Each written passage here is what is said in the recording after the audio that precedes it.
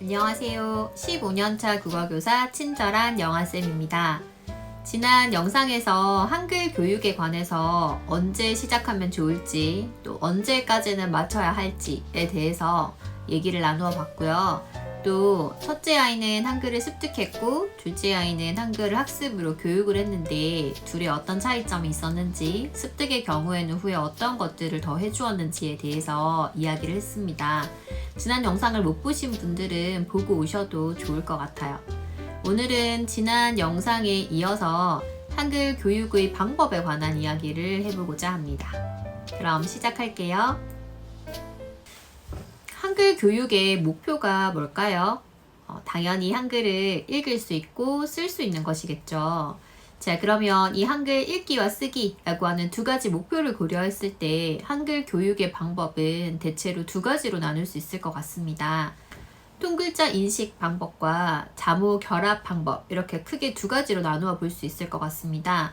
보통 어린 연령에 그 한글 교육을 시작하게 되면 통글자 인지를 먼저 시키는 경우가 많던데요. 영어의 경우에는 사이트 워드라고 해서 이 파닉스의 규칙으로 발음을 설명할 수 없는 단어이지만 또 빈번하게 나오는 단어는 이렇게 아이들이 사진으로 찍듯이 외우도록 학습을 시키기도 하잖아요. 통글자 인지를 통해 한글 교육을 하게 되면 장점도 있습니다. 아이가 자연스럽게 저희 첫째처럼 한글을 습득하는 과정으로 생각을 해본다면 대부분 이런 통글자 인지로 한글 인식을 처음 시작을 하겠죠. 사과라고 하는 하나의 단어를 아이가 알았다고 생각을 해보면 사가 들어가는 사탕이나 사자도 아이가 찾을 수 있고 읽을 수 있는 가능성이 더 커지게 되는 겁니다. 따라서 이 통글자 인지를 하는 것은 한글을 처음에 아이가 관심을 가지고 또 인지를 시작하는 어떤 시점에서는 좋은 동기로 작용을 할 수 있을 것 같아요.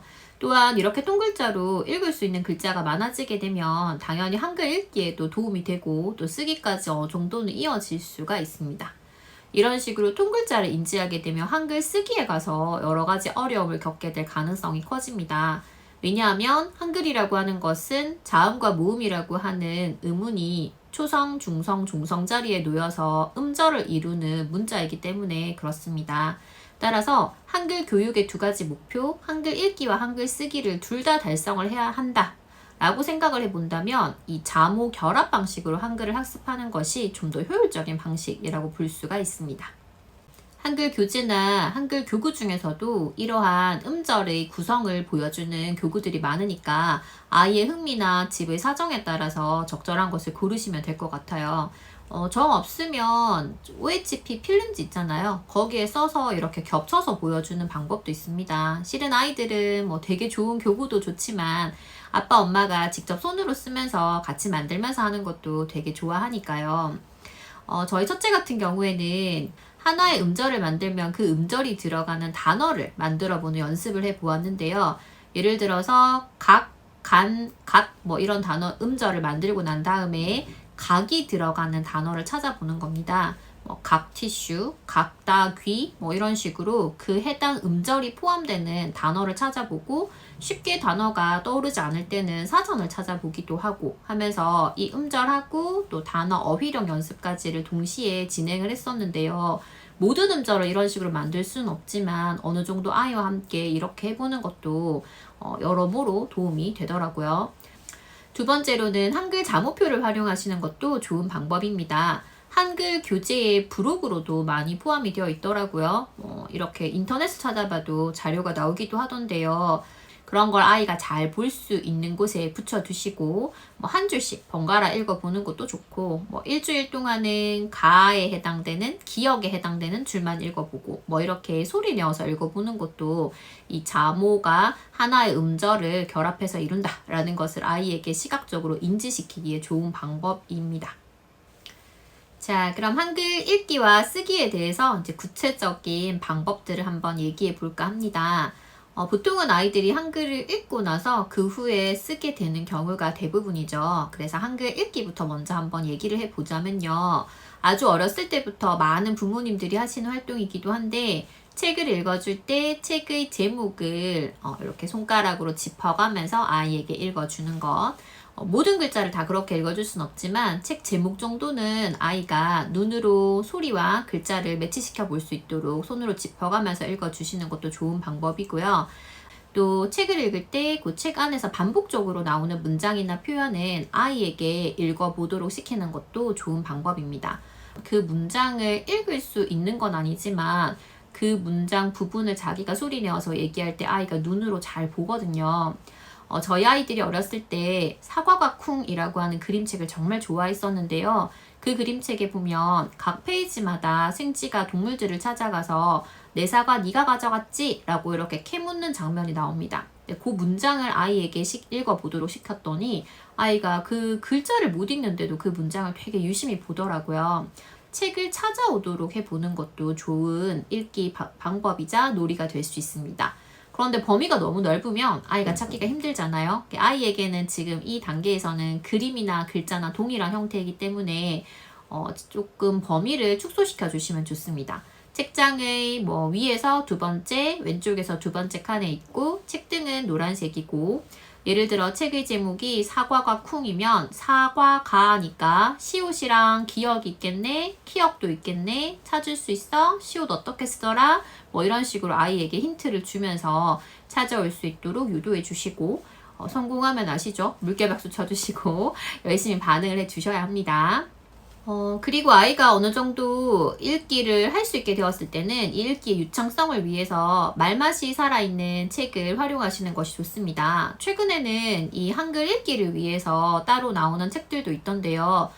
저는 최승우 시인의 말놀이 동시집이라고 하는 책을 적극적으로 활용을 했었습니다. 첫째가 이 글을 끝까지 또박또박 읽지 않는 습관을 가지고 있어서 이거를 수정할 때도 말놀이 동시집을 읽었고요. 지금 둘째하고도 이 시집을 읽으면서 읽기를 연습을 시켜보고 있는데요. 아이들은 연습이란 사실을 잘 인지하지는 못합니다. 왜냐하면 동시집이다 보니까요. 여기에 실려있는 시들이 비슷한 음운들의 반복과 변주를 통해서 어떤 말의 재미를 느낄 수 있는 것으로 되어 있거든요. 그러니까 내용을 심각하게 따라가면서 파악해야 되는 것이 아니라 말의 변화 자체에 초점을 맞추고 있는 책이라서 이 동시집을 읽으면서 아이들이 읽기 연습도 하고 또 어떤 음운의 변화상도 눈으로 확인할 수 있다는 점에서 저는 적극적으로 잘 활용을 하고 있습니다. 게다가 이 동시집을 가지고 방시혁 씨가 동료로 만들어 주셨어요. 그래서 이거를 유튜브에서 말놀이 동시집이라고 쳐보시면 노래로 만들어진 것들을 쭉 목록화해서 보실 수 있습니다. 참고로 저희 둘째가 제일 좋아하는 노래이자 동시가 조건 씨가 부른 원숭이입니다. 한번 들어보세요. 아이들이 또 이 영상을 보고 나면 책도 훨씬 보고 싶어하고 본인도 한번 읽어보고 싶어하고 또 시는 안 읽더라도 노래는 따라 부르는 경우도 있으니까 참고해 보시면 좋을 것 같아요. 쓰기는 앞서 첫째의 사례를 설명하면서도 제가 잠깐 말씀을 드렸는데 당연히 읽기에 비해서 쓰기가 더 어려운 것이 사실입니다. 또한 저희 첫째처럼 한글을 책을 읽으면서 스스로 어느 정도 습득을 한 경우에는요, 더더욱더 읽기는 되는데 쓰기는 잘 안 되는 상황이 생길 수가 있거든요. 저희가 외국어 배울 때를 생각해보면 알파벳 안다고 해서 영어 소리를 그대로 글자로 옮기기 쉽지 않다. 그렇게 아이의 상황을 이해해 주십사라고 말씀을 드렸었어요. 그래서 아이가 쓰다가 잘 모르겠다라고 하면 엄마가 대신 써주시거나 아니면 보여주세요. 오늘 한 번 쓰고 끝날 거 아니잖아요. 아이들이 한글을 계속 쓸 거기 때문에 했던 거를 왜 또 못하지? 이렇게 쉬운 걸 왜 또 못하지? 라고 하는 마음이 드시겠지만 아이가 영 못 쓰겠다라고 얘기를 하면 아이에게 보여주시거나 쓰는 과정을 보여주는 것도 좋은 방법이 될 수 있습니다. 어떤 날은 보면 아이가 쓰는 걸 되게 싫어해요. 그러면 3번 써야 되는 경우가 있다면 엄마가 2번 써주고 아이가 1번 써도 됩니다. 아이는 다른 사람이 글자를 쓰고 있는 과정을 보는 것만으로도 훌륭한 학습이 될 수 있으니까요. 다만 이때는 지도하시는 부모님께서 2가지 정도는 숙지하고 계셔야 합니다. 한글 자모의 바른 이름과 이 한글을 쓰는 획순 정도는 부모님이 인지하신 상태에서 한글 교육을 하셔야겠죠. 한글 자모의 이름이 아이들이 한글의 자모에 대해 처음 배우는 초등학교 1학년 1학기 교과서에 나오는데요. 고등학교 문법에서도 이 한글 자모의 이름이 표준 발음 부분에 들어가 있습니다. 그런데 고등학생들도 헷갈리는 아이들 있거든요. 한글 교육을 하시는 거니까 교육을 하려면 가르쳐 주는 부분이 기본적인 한글 자모의 이름은 알고 계셔야 되겠죠. 그리고 획수는 글자를 바르게 쓰기 위해서 정해놓은 거니까요. 이 획순도 가급적이면 아이도 지켜서 적어야 하고, 부모님도 본인들의 어떤 글쓰기 스타일이 모두 다르시겠지만 아이에게 지도를 하실 때는 바른 정해진 획수에 따라서 획순에 따라서 적어주는 노력이 필요합니다. 옆에서 아이와 함께 글자 적어주시면서 하면 아이가 더 잘 집중하고 재미있어 한다라고 말씀을 드렸잖아요. 이 한글 쓰기 교재를 통해서 아이의 어휘력도 다질 수 있기 때문에 제가 이렇게 하는 부분도 있습니다. 예를 들어서 뭐 세모라고 하는 단어가 나왔으면 세모 할 때 모자가 모서리를 의미하는 거다. 그러면 세모는 모서리가 3개 있는 거네. 그러면 이 세모를 한자로 옮기면 어떻게 될까? 삼각형. 그러면 모서리가 4개 있는 도형은 뭘까? 네모. 네모를 한자로 옮기면 사각형. 뭐 이런 식의 얘기를 하면서 아이 옆에 그 해당 단어들을 제가 적어주기도 하고, 아이가 컨디션 괜찮을 때는 스스로 한번 적어보기도 하고 이렇게 합니다. 오늘은 지난 영상에 이어서 한글 교육의 방법에 대해서 읽기와 쓰기로 나누어서 간단하게 말씀을 드렸습니다. 전공자의 지식을 갖추고 있기는 하지만 두 아들을 키우면서 엄마가 어떤 식으로 했고 어떤 방법이 효과적이었다라고 하는 경험담 정도로 들어주시고, 또 유용하다라고 생각되는 부분들은 적용을 해보시면 좋을 것 같습니다. 아이와 함께 한글 교육하다 보면 답답한 순간들이 있죠. 그런데 분명한 것은 일단 뭐 주변에서 해야 된다라고 하니까, 할 만한 시기가 되었다고 하니까 시작을 덜컥 했다가 중간에 아이가 아직 때가 아닌 것 같아서 힘들어하는 것 같아서 한두 달을 쉬고, 뭐 이런 방식으로 하면 한글 교육의 어느 정도 완성까지 모두가 다 스트레스를 받는 상황이 생깁니다. 그래서 아이가 이 한글에 관심을 갖는 그 순간을, 또 계기를 주도 면밀하게 잘 관찰을 해보시고, 또 그러한 순간이 오기 전에 어떠한 식으로 아이와 함께 한글 교육을 하겠다라는 것에 대해서 부모님이 미리 생각을 해 두시고, 또 이 중간에 아이가 힘들어 하면서 지금까지 하던 방법을 거부했을 때, 예를 들어서 한글 교재를 오늘은 쓰지 않겠다 라고 했을 때, 그러면 뭐 책이라도 읽어주시고 손가락으로 따라 쓰기라도 해보시고 책 찾아오기라도 한번 해보고, 뭐 이런 식으로 다양하게 방법을 적용해 가면서 부모님은 그 한글 교육을 계속하고 있다는 끈을 놓지 않으시기를 추천드립니다.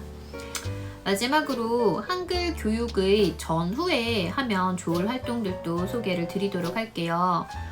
아이가 어렸을 때는 이 단어를 안다는 것 자체가 세상을 인지하는 방법이기도 하잖아요. 그래서 저는 아이가 돌 지난 직후부터 한글 카드를 플래시 카드 보여주듯이 계속 보여줬었어요. 실사로 된 사진이 있고 그 밑에 한글 단어가 적혀있는 카드를 한 80장에서 100장 정도 되는 카드를 그 돌 같이 난 앉아있는 아이한테 이렇게 플래시 카드처럼 넘겨가면서 3분 내외로 계속 보여줬거든요. 꾸준히 반복을 했었는데 그 이유가 아이가 사과라고 말하고 싶어도 그게 뭔지를 몰라서 말하지 못하는, 물론 사과는 알겠지만 그런 상황이라고 생각을 했었거든요. 근데 확실히 그런 단어 카드를 아이에게 반복적으로 보여주는 것이 도움이 되더라고요. 두 번째로 초등학교 저학년이 되면 보통 2학년 때 받아쓰기 시험을 보게 됩니다. 아이들이 맞춤법하고 띄어쓰기를 처음으로 시험으로 접하게 되는 계기가 되는데요. 제가 앞서 많은 영상에서 말씀을 드렸다시피 꼭 원리로 설명해 주시기 바랍니다. 이 원리를 부모가 또 배워서 아이에게 설명해 준다는 것이 다소 부담스럽게 느껴지실 수는 있지만, 이렇게 원리로 접근을 하는 것이 아이에게는 나중에 응용도 가능하고, 또 외운 거는 까먹지만 원리는 나중에 어떠한 계기가 있으면 또 다시 또 바로 기억을 되살릴 수 있거든요. 그래야지 아이들이 나중에 고등학교 올라가서 문법을 공부할 때도 훨씬 더 수월하고, 또 이런 기초적인 문법, 표준 발음, 표준 맞춤법은 나중에 여러 가지 시험에도 유용하게 쓰입니다. 올바른 언어 생활이 우리 모든 사회생활의 기초이기도 하니까요. 그리고 관련된 책들이 많죠. 맞춤법이라든가 관용 표현, 속담 뭐 이런 것들을 다룬 여러 가지 책들이 있는데 상대적으로 시간적인 여유가 있고 또 어떻게 표현하고 말하면 좋을지를 한창 관심을 갖고 배우고 있는 초등학생들에게 이런 책들이 상당히 유용합니다. 고등학생들만 봐도 이런 어휘력이 쌓여서 고등학생이 되었을 때 어떤 식으로 자기 생각을 표현하는가가 정말 현격하게 차이가 나거든요. 그래서 상대적으로 시간적 여유가 있는 초등학생일 때는 이렇게 어떻게 표현하면 좋을지를 여러 가지 방법으로 배울 수 있도록 책을 많이 보여주시는 것도 좋은 방법입니다. 오늘은 한글 교육에 관한 이야기로 시작을 해서 이 한글 교육에 전후한 이야기까지로 마무리를 하게 되었는데요. 궁금한 점 있으시면 댓글로 남겨주시고요. 좋아요와 구독도 부탁드립니다. 감사합니다.